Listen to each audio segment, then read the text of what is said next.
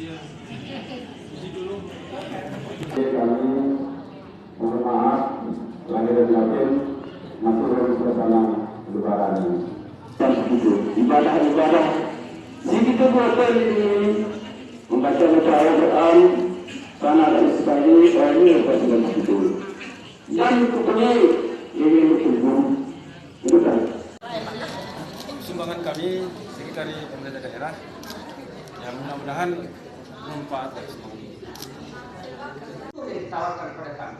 Lursi sebelum ini tawarkan judul kami masalah zikir dan zikir dan lain-lain.